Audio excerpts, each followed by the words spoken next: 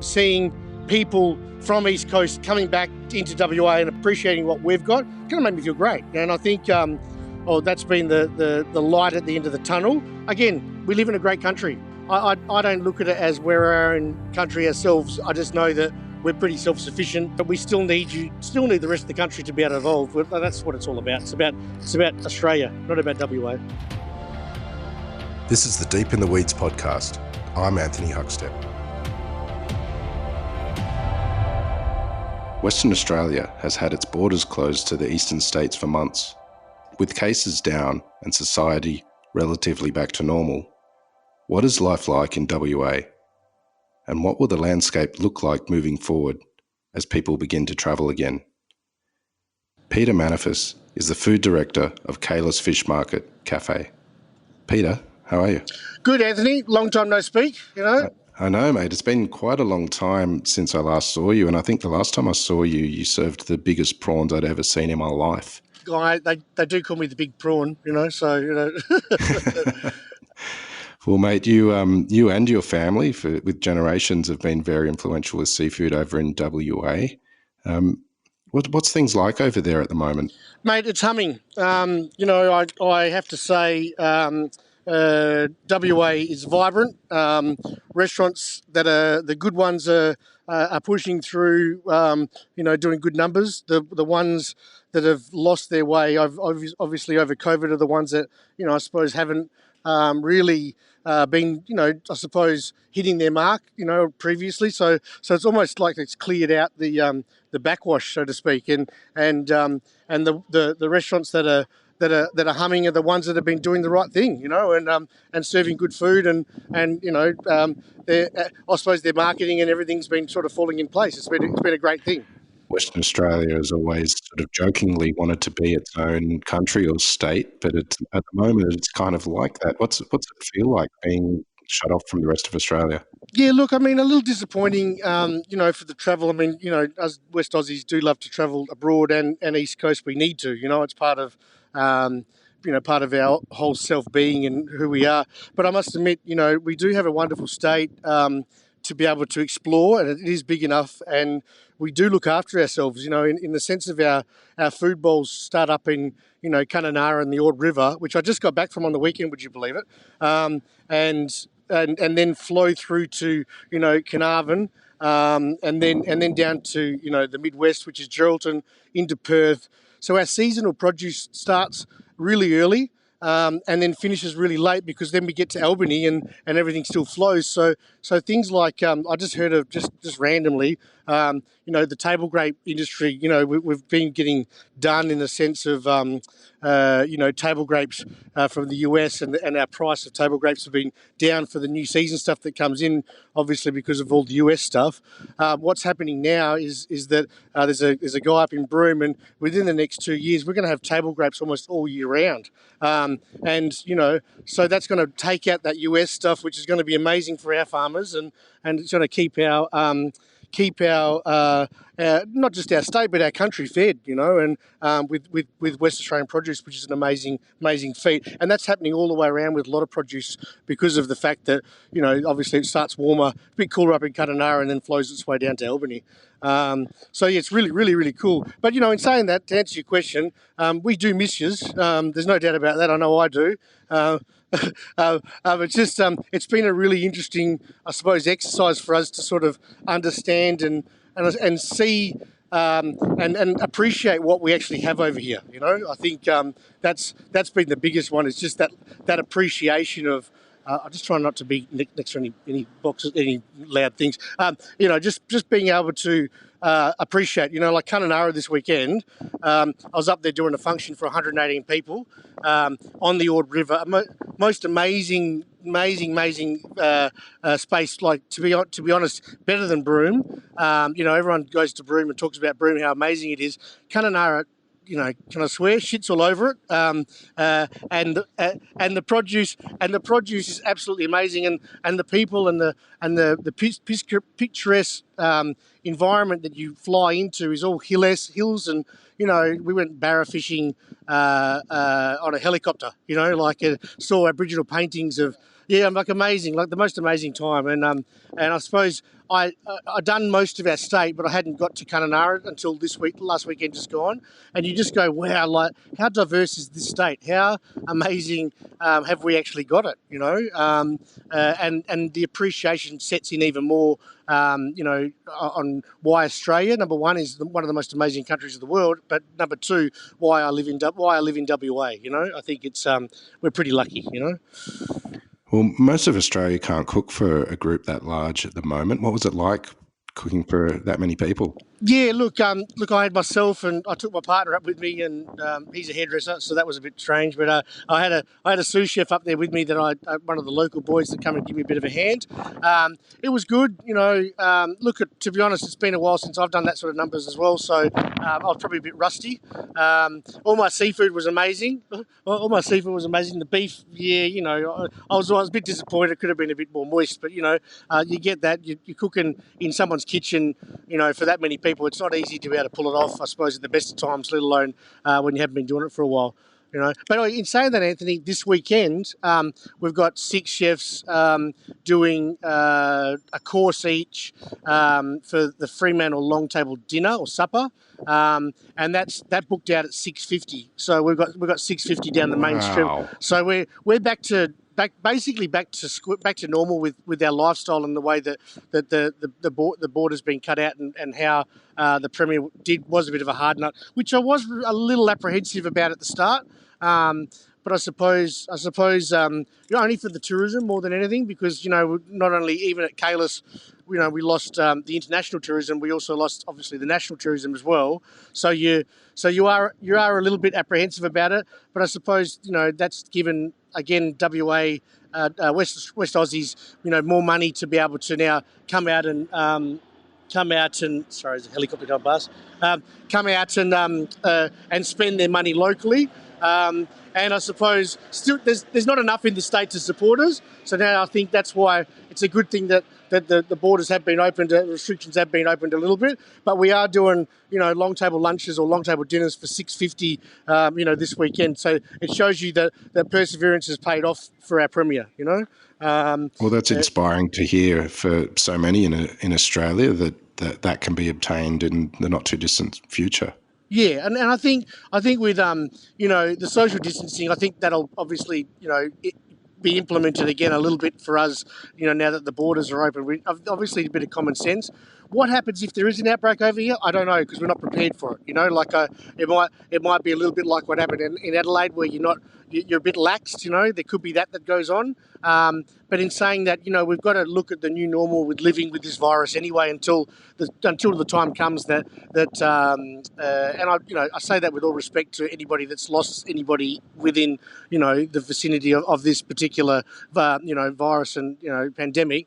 I think ultimately we have to look at the new normal, and we have to look at how what our response times is, and I suppose a lot of restaurants over here have put in I suppose the scan, when you walk in, the scanning, which I suppose helps with contact tracing later on if something does happen again. But we haven't been hit with it yet, so we're blessed and we've been pretty lucky, So Kailis Fish Market Café is an extraordinary offering. Can you tell us what your role is there and a bit about the venue? Sure. Yeah, look, we George Kailis, who's a good mate of mine, I've consulted pretty much down here for the last 20 odd years, where I've done their mussel marinara sauces and worked on a few little projects that he has, and generally overseen food standards, come down once every 6 months to a year to check it out, just to make sure things are running right. Before the pandemic last time, George, who also now owns, the Shore House and Island Market, and Canteen. So, obviously becoming quite a big player within the industry himself, knew that it was time to change the offering down at Kailis Fish Market Fremantle, and I think saw the foresight in a bit of a revamp, and offering a little bit more, I suppose, class and service to the general fish and chip offering. and that's when I've come in full time. I suppose full time for me is only 25 hours a week, though, Anthony. I don't work too much. So. But in saying that, things are about to change. But so my contract here has been to basically revamp the menu, come up and I suppose execute any of George's plans that he's had to do with food, and we've basically gone from pouring the chowder from a Muir's bisque and a Campbell's leek and potato soup. Into now making all our stocks fresh, all our bisque fresh to make the chowder for the offering. Just to show you, we're doing scallop fritters, and there was nowhere in the fishing boat harbour that you could get freshly opened oysters. Obviously, everything came in already opened and frozen a lot of the time. Well, now you can go down to Fish Market Fremantle and you can get freshly opened oysters. You can have a selection of any of 3 raw fish for the day. Not to mention all the fried offerings and grilled offerings now not only going from a couple of imported products to a list of 5 or 6 per day of local species. Which has been it's been a great change for them. And I mean, as you know, there's not as much money in local fish as what there is in imported fish. So they're obviously with costs of production and everything, and staff being from overseas, being a lot cheaper. I think it's always been very lucrative to go down the Bassa and the hake offerings, from overseas. Well, now he's bit the bullet and said, well, you know what, I'm not going to make as much money, but it's all about doing the right thing for the fishing industry and for the industry itself.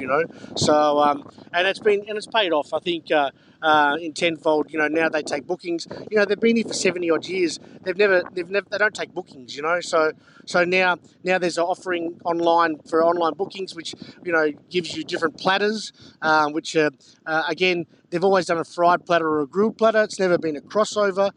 Part of my job has been to train the staff to get this dual offering of a bit of grilled, a bit of fresh, a bit of fried, all on one platter to be able to come out at the same time. And it hasn't been without drama. A lot of these guys have been here for a long time. There's one boy in the fish market, or young man, same age as me, that's been here for 25 years. 25 years, don't ask me how they do it, but I get a little bit bored just coming down here for 2 or 3 hours a day sometimes, let alone to be coming into the same job for 25 years. It's hats off to them. They've definitely created a culture around what they do, so it's a bit exciting. You grew up in the seafood industry. Can you tell us about your time as a kid and what that was like? Look, going out in the prawn trawler with my brothers as skippers, copping one in the head every now and then because I was always a bit cheeky. But I do remember, and I'm happy to tell them that too, but now I give them one back, it's okay. But in saying that, cooking, being on board a boat that catches its own prawn, and sorts through their own prawn on the ocean and then cooks in ocean water, you get an understanding of seafood like I suppose not many chefs have had. And I suppose that gives me a little bit of an up when it comes to when I walk into a restaurant. Gives me a little bit of an up because I understand the handling, understand the product, and it gives me, I suppose, knowledge, and now as I'm getting older, I'm realising that knowledge is power, and I don't think I'm any better than anybody else. I just know what I know, and I put and implement that, and I try to teach that around as well. I think I think a lot of the seafood, it all comes down to handling, and because we can all cook it the same. So, we all know when a piece of fish is just cooked. We all know when a prawn's just cooked. And what we do with it is always going to be a little bit different compared to the other. But I think what really needs to come in our industry into into chefing and hospitality is the handling of that seafood. How how frozen is frozen, when we start talking about minus 40 degrees for tuna, if you know what I mean. And then what happens to that when it goes into our freezer, whether it's a chest freezer or a blast chiller, or a blast freezer. So, just the little things now are what matters, and trying to keep that seafood at its premium for as long as you can, whether you peel a prawn and you peel it into a nice slurry. Is that good or bad? What are we doing to that prawn by throwing it into the ice slurry? Does it give it more shelf life? Does it make it a better prawn, or does it wash the flavour away? There's all these things that the seafood industry shies away from actually passing on the relevant information to make. As a restaurant, we need the seafood to last as long as it can, because if we're not busy, what do? You got an extra day on your prawns and they start going mushy, you're going to throw them away anyway. What products need to be defrosted to order? Is our Western rock lobster great? Does it need to come out of a live tank, or does it need to be frozen and we defrost it as we need it? I think there's still a lot of questions, grey areas that the seafood industry doesn't like to pass on because they don't like to be too responsible for the product after it leaves their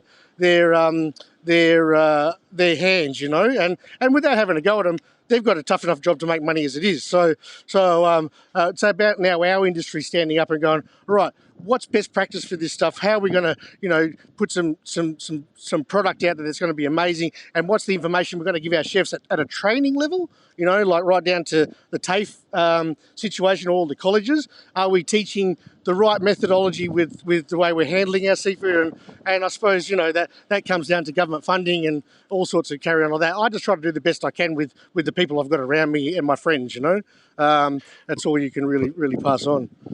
Well, there's some extraordinary seafood in Western Australian waters. What's so great about the waters there, and what's some of your favourite species that come out of the sea? I think tropical. You remember again, like the fresh produce when I was talking about the grapes, and our season starting with land produce from Kununurra down to Albany. So we got this mix of amazing produce or seafood that comes in the warmer water. So you start up with we get wild caught cobia. The wild cobia is a product that goes onto our market floor. Usually gets sent over to Sydney, to be honest, because our chefs wouldn't really know the fish. I mean, I've done my best, and a lot of them know when they can pick up a bargain. On the market floor, it sells for about $4.50 a kilo, and that's whole. So if you think about it, so you can get a 3.5 kilo fish for $18, which will do, I don't know, bloody 20 serves, almost 30 serves of raw fish if you handle it well and you can sell it within the time. Now, for $18, now that's great profit margin, So cobia is one, and then you go down to the Albany in the south, and we get the gropers, and we get nanagai.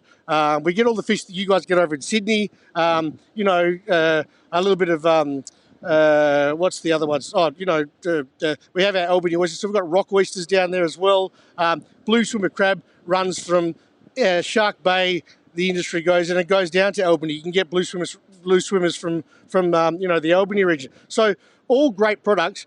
Some of the best products that we have would have to be for me the Exmouth prawn. The Shark Bay guys will be killing me for this, but the Exmouth prawn is one of the. And look, we've got great prawns. They're both amazing prawns, but the Exmouth prawn has a maybe because I'm a bit biased because I grew up in Onslow and that's the same prawn, has a pigment to it that is a little darker. So our kings are a bit darker, the tigers are a bit darker, but the flavour that comes out of that region is different to what the Shark Bay prawn is, and I find that's probably one of our premium products, not MSC certified like the Shark Bay prawn, but they catch an abundance of it, and it's a self-managed prawning industry within the MG Kailis group, which isn't the same group that I work for, and a few smaller fishermen. But that product itself, Rottnest Island scallops. They've just come off the. I think the season's just finished.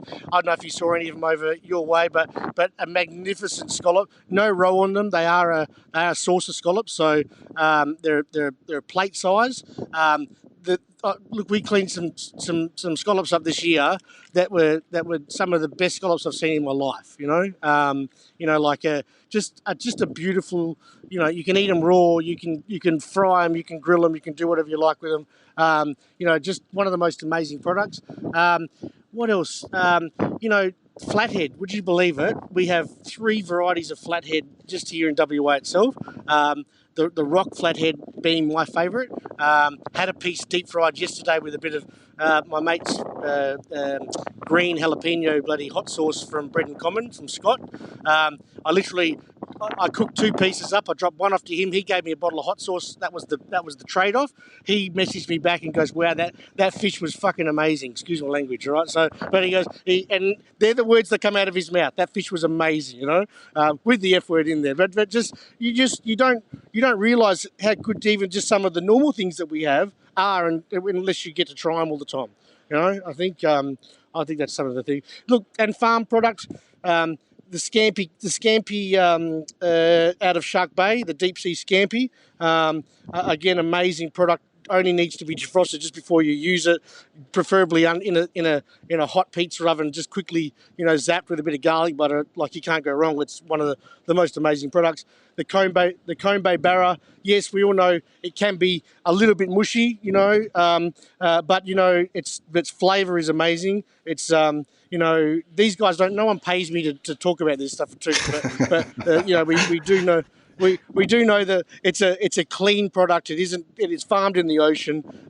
It's done up there in the Kimberley. There's good tides that wash away all the muck into the food ecosystem up there, and it doesn't sit at the bottom like some other I suppose fisheries around the country, and which they're all changing and learning about now. I think after many years of the way that they've been doing it, So you look, it's we're blessed and lucky, I suppose, with lots of great products. You've been a chef for quite a while. What's been some of the big influences during your career? My training was probably my biggest. Obviously, training with Alain Fabergé from the Loose Box gave me an insight into French cuisine in Australia, which meant that I didn't need to travel and go work with some of the best overseas because I'd managed to work with the best here. I think he's been one of my biggest influences. My dad, who's gone now, but he definitely showed me how to handle that seafood like no other, because he was special the way that he handled his seafood. I think he's been one of my biggest influences.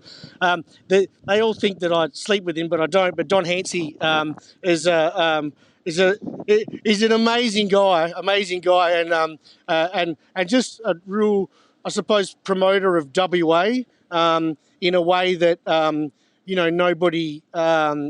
I suppose he tells himself he's good, and that's what makes him good, I suppose. But he actually does. He actually, every time I speak to him on the phone, it's generally once every couple of weeks, he's done another function promoting WA food, or he's been in Collie setting up a TAFE, or he's endless in his way of, and that's I suppose rubbed off on me in his way of promotion of anything WA.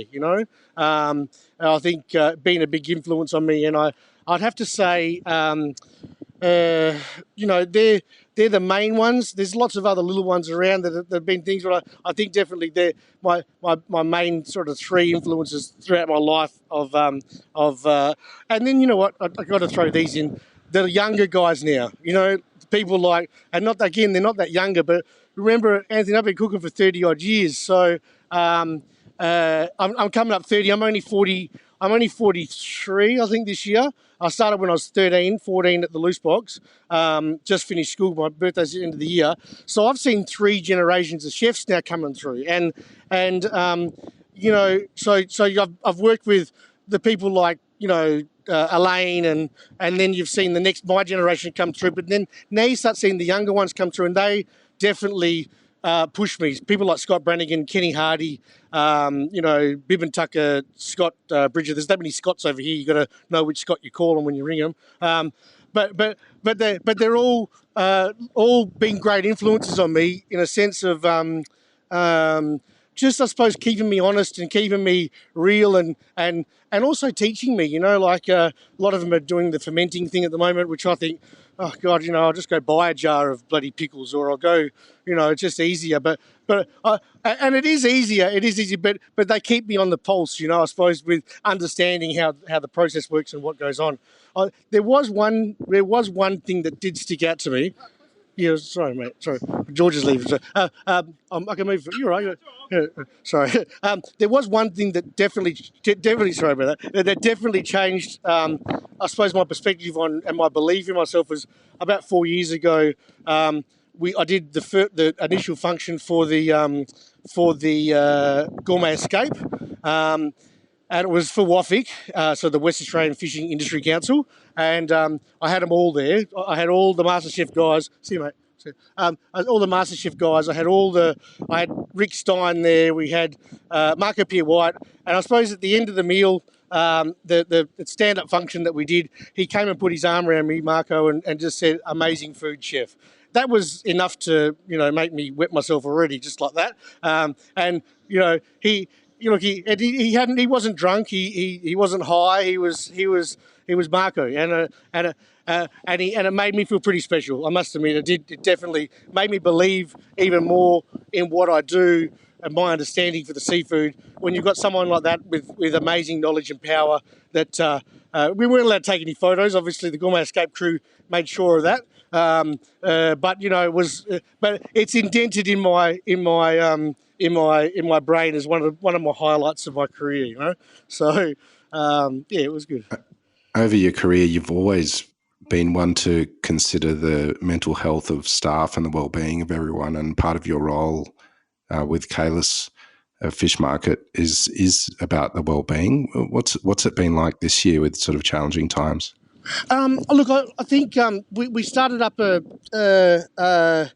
like an Are You OK industry number, with a group of us got together at the start of last year and raised some money to put into, I suppose, a few more workshops for chefs to be able to not only acknowledge and learn about looking for the troubled times where staff are, or where their heads are at.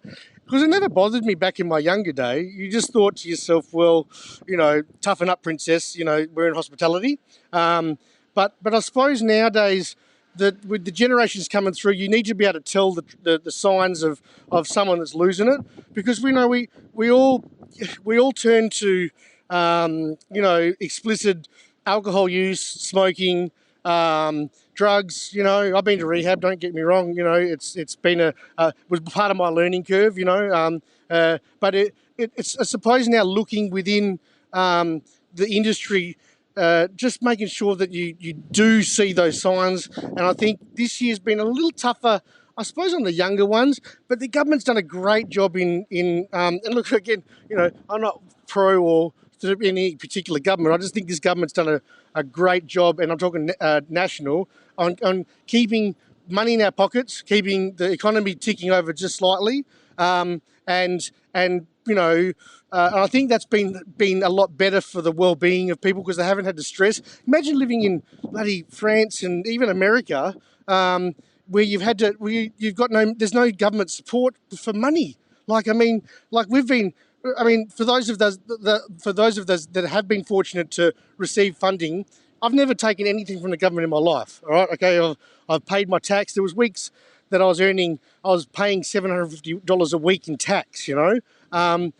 Whereas the government is like this last 6 months, 8 months has made it a lot easier. So I think we haven't seen as bad as what we think. Maybe Sydney, maybe Melbourne, and you guys, with a bit more extensive lockdowns, might have seen it a lot more. But I think in WA we've been pretty lucky to get through. We all looked at it as a bit of a holiday, like I done my floors in my house, and I mean, again, I know that sounds really disrespectful to people that might have lost somebody through this pandemic, but ultimately we had 3 months off. You know, we all sucked it up for 3 months, and we stayed in our homes, and we went out only for the essentials. Coffee shops, everything was closed. We sucked it up for that 3 months, and it changed everything. I think again, it goes back to smart governing and people that listen to the rules. You know, I suppose more so than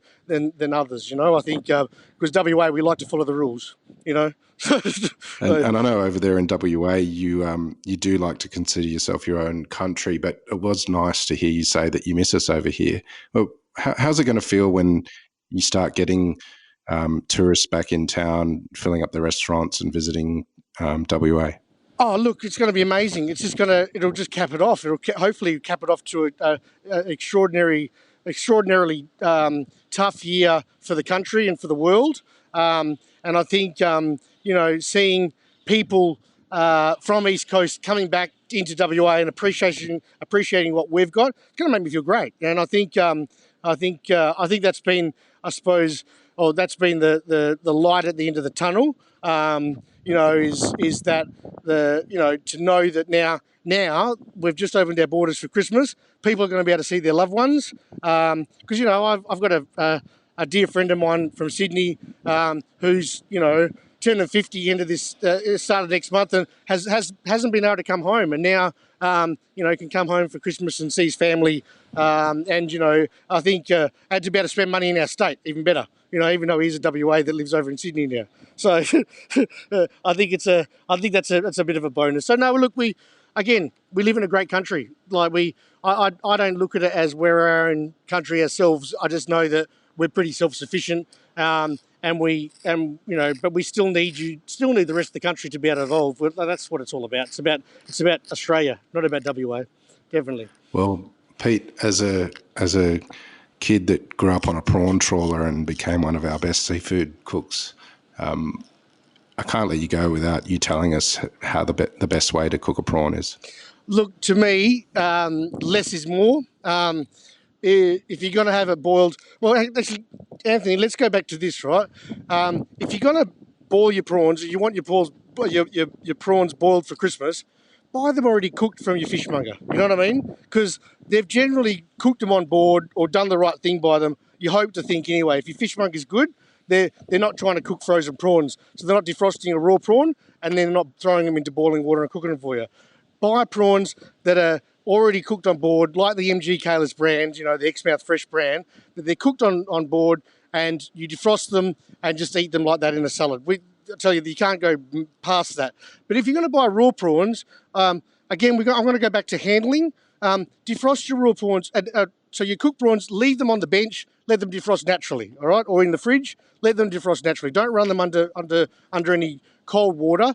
That's for a cooked prawn. For a raw prawn, a couple of minutes under, so now we're talking green or raw, just a couple of minutes under some running water, split them open if they're big enough. Prawns over here are big, that. I remember you told me that at the start. So not like those shitty Queensland ones, you know what I mean? Like the bananas. These are real prawns, okay? So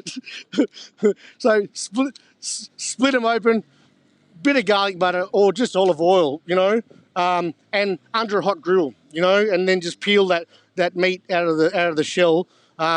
Amazing. For me, you can't go wrong with something like that, and just leave them a little bit opaque. Remember, if they've been frozen at sea, they're as fresh as what you're going to get if you got them fresh themselves. So and buy your prawn frozen, so in that way you can actually show people, you can actually defrost them when you need them. So rather than them being sitting out for 3 days, you go to the fishmonger, you buy it, they're already heads are falling off and they're starting to go a bit black.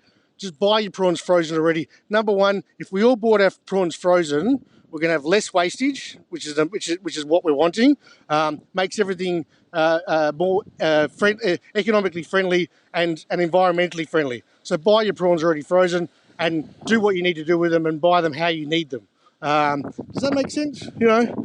Mate, you're a bloody legend. You just saved everyone's Christmas, I think. Yeah, well, that's right. Look, again, it's just about smart fishing and smart buying, and that way, remember your prawns aren't going to sit in your freezer for too long without starting to deteriorate, because our freezers at home generally are only going to go to, minus 15. So, the colder they are, the longer the better. And then defrosting them as we need them, and the right way, So, that's it. A lot of knowledge coming out of this little fella these days, isn't it, mate? A lot of knowledge. Mate, you're a bloody legend. It's good to catch up again. We've loved having you on Deep in the Weeds, mate. Keep in touch, and we'll talk again soon. Thanks so much. Yeah, and everyone have a Merry Christmas and a safe New Year as well, all right? This is the Deep in the Weeds podcast. I'm Anthony Huckstep. Stay tuned as we share the stories of Australia's hospo community, suppliers and producers in search of hope during this pandemic. Special thanks to executive producer Rob Locke for making this all happen. Follow us on Instagram at Deep in the Weeds Podcast, or email us at podcast@deepintheweeds.com.au. Stay safe and be well.